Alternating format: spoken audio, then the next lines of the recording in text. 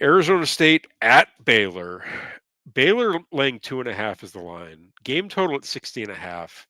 Um, this one's gonna be a lot of fun. Both these offenses can move the ball. Both these there should be a lot of scoring. I love the over in this one. I think 60.5 is at least 3 points too low.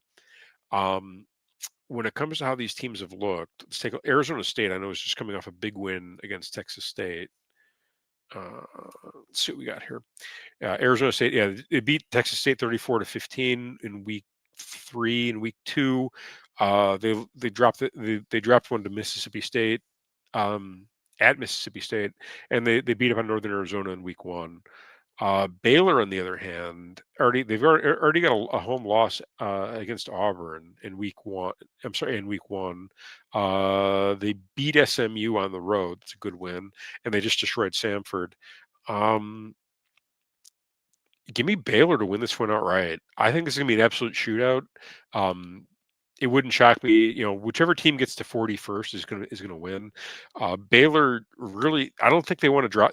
They've already dropped a home game early, so they're gonna want to try to make up for that. They did get the good road win against SMU. Great for them. I kind of see this as a similar game to the SMU and a similar score. It wouldn't shock me if both teams went over 40. Um, this Baylor offense flies. Sawyer Robinson, a quarterback, has been electric this year. And Sam Levitt, he looked great against Texas State. He looked really rough the week before that. So I think you're probably going to get, road Sam Levitt in this one again. So I like the advantage quarterback for Baylor.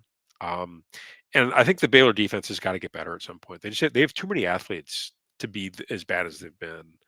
So and they have a better coach. If coin flip on the coaches, Dave Aranda is a good coach.